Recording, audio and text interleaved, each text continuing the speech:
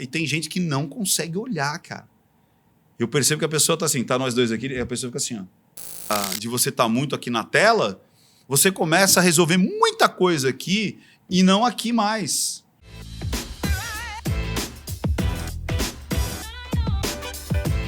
Cada vez as pessoas estão menos ligadas no que é os sentimentos básicos, as emoções básicas, emoção, raiva e todas as outras. As pessoas estão deixando de saber o que são essas emoções. Muitas pessoas não sabem quais são as emoções básicas. Né? Máfia, você tem uma ideia? Eu tenho algumas palestras minhas que a abertura dela é falando sobre isso. Né? Então eu faço uma dinâmica, então eu falo sobre isso, eu brinco, eu começo numa provocação.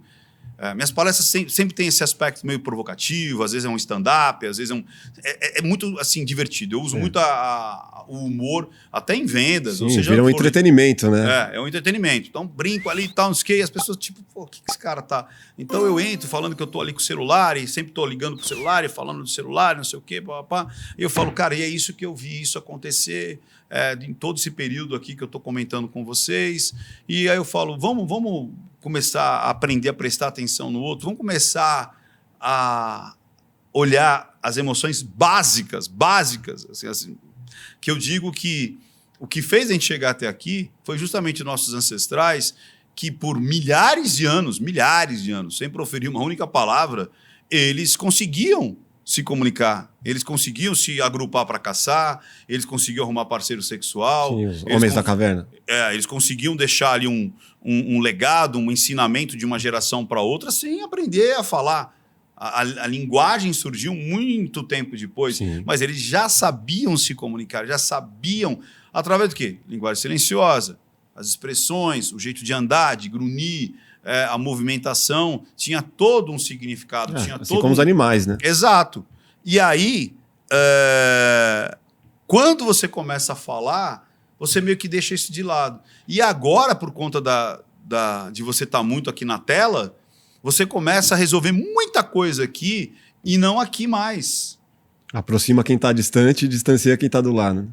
E aí eu faço um exercício, cara, onde que eu quero chegar?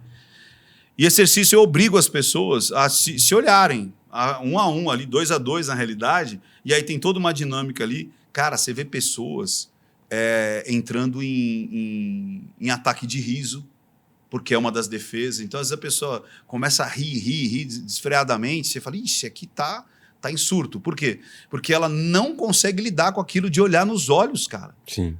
Muitas começam a chorar. Chorar, cara, chorar. Há 2 semanas a gente fez um episódio especial de preparação de elenco, com 2 diretores. E eu participei de um exercício que era exatamente isso. Eles trouxeram uma atriz, eu tive que ficar assim, ó, sabe? Colado, com o olhar, assim, sem falar nada. Depois falava só sim, e ela não. Sim, e ela não. E você tentava passar através... Foi pra... Eu não tô acostumado a atuar. Ficar colado com uma outra pessoa, uma outra mulher que não seja a minha, assim...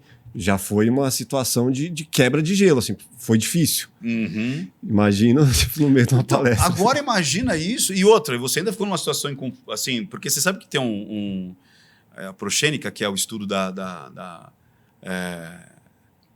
teórico das distâncias, então as distâncias sociais, as distâncias íntimas, o que você estava era uma distância íntima, era hiperíntima. Hiperíntima. Depois eu encostei, passa a mão no rosto. Totalmente fora do comum para quem é casado. Exato. Então, e começa normalmente assim, a menos de 30 centímetros é íntima. De 30 a tal é social.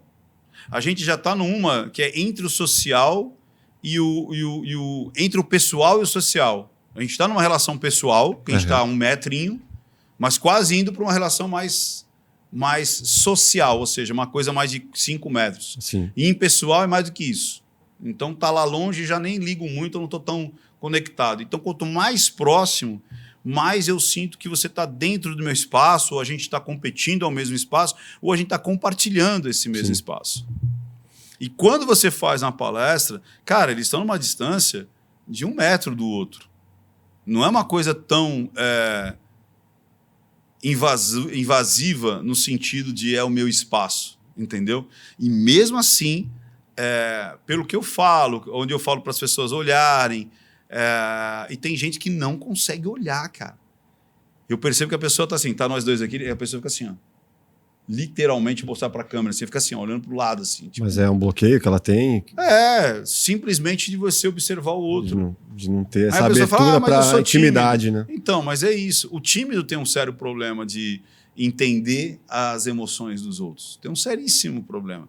Eu vi esse feedback, por exemplo, com mães de autista, porque o autista ele tem essa dificuldade de olhar nos olhos, que é um dos sintomas. Sim. Ele tem dificuldade de entender a subjetividade, ou seja, se realmente aquela pessoa está brincando ou não, se ela está sendo sarcástica ou não.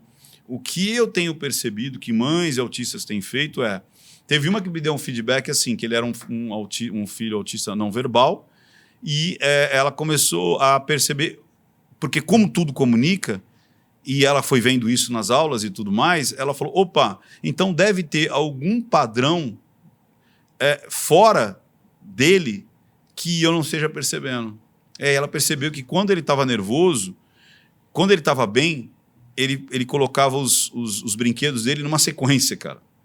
Quando ele estava nervoso, ele estava inquieto, os brinquedos mudavam essa sequência, tipo, ele ficava mais bagunçado.